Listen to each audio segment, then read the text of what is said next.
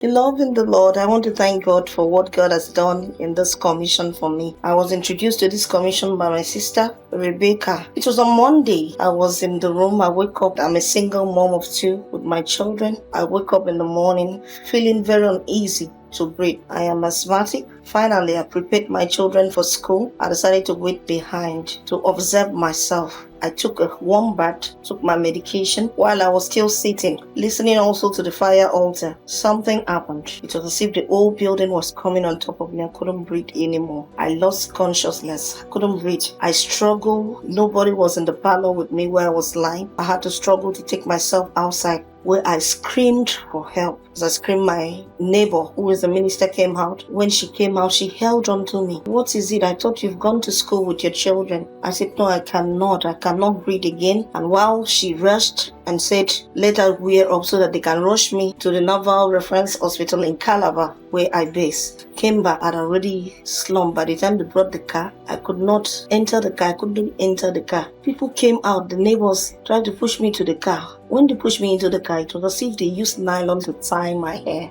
I was just saying, I'm going to die. I can't breathe again. That was the last thing I could remember. I was told that I was rushed from the car. One way, they drove me to the Naval Reference Hospital in Calabar. When they got there, by the time they directed them to the emergency unit and we got there, already from the car, they say flies had hovered around me. My face coming to enter my mouth everywhere.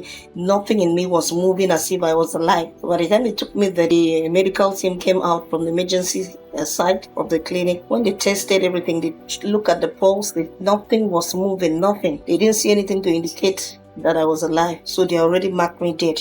They told my people that it's too late. She's already gone. You came late. And then the neighbors started crying. The woman of God that took me there was so devastated. She told the doctor, no, there is life in her. Pray, there's life in her. The doctor said, there's no life in her. She said, there is life. She can't die. She's alive. Don't say it. And she was heavily pregnant. She held on to the doctor. After a while, people started crying. She held on to the doctor's leg. And then the doctor said, okay, let them bring oxygen. They brought it. And then they started pumping into my mouth, pumping. At the point, he said, I told you she's gone. She's not responding. My sister told me that in the morning, that very morning, that she was in the fire altar. And then towards the end of the prayer, the man of God, Pastor Jerry, keeps saying that obituary, that negativity, that thing will not happen. It was also when they sent the picture to her in UK, she was also interceding. She told me that she held on to the ground and prayed the O-Ed prayer. My name is Rebecca, calling from the United Kingdom. I'm the sister in the testimony you just heard about my sister dying and then coming back to life. Yes, when I got a call from mom crying on phone that they've rushed her out, I said, give me the contact of who rushed her out. Mom said it's one of her tenants. She's a minister of the gospel. So I got the details and I called. When I called, the minister was already crying on phone like she's pregnant. The minister is pregnant. So I can imagine for a pregnant woman rushing somebody to the hospital. She said, pray for your sister. Pray for her. She's not breathing. So I ended the call immediately. I remember O-Ed prayer. I introduced my sister to the altar. So I lay my hands on the floor in my room and I declared the O-Ed prayer. At a point, I switched from English. I spoke my dialect. I'm from Africa, so I spoke Calabar and I called her native name, like the real name. I play into the atmosphere. Come back to life. You cannot die.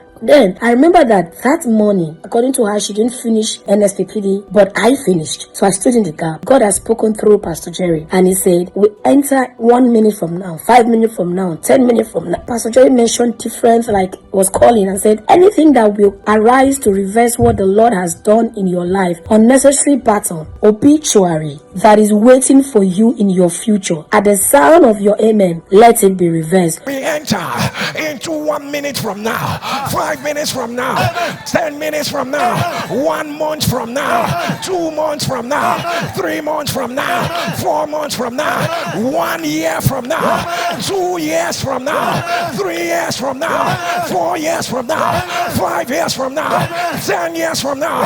Anything that will arise to reverse what the Lord has done in your life,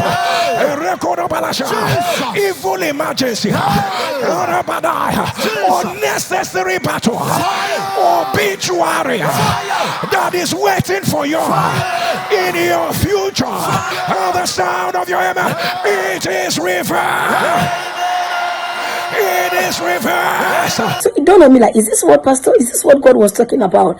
Because it's barely how many minutes after the prayer. This was towards when we were about to tear the paper we had in our hands. So God cannot be mocked, you know. So I prayed that prayer. And God honored us. I jerked back to life. People screamed, but I had to open my eyes faintly to just see I couldn't know anything. And to see people standing there. My oxygen level had gone down. I'm told that from 90 you need oxygen. But when I got there, it was 20.1. I was already gone. So each doctor that comes to see, or people that come to see, that means she was gone. Are you serious? And then suddenly they started calling me the miracle grace. The miracle grace. The one that God showed mercy. It was a Roy who did this for me. Did not allow my prayers to go in vain. So I want to thank God that kept me. Because he knew it's not yet time. And he kept me and I'm alive today. All glory be ascribed unto this God. The Roy. The one that sees me and knows me. May his name be praised. Pastor Jerry, I want to thank you for encouraging us, for teaching us how to pray, for teaching us to pray the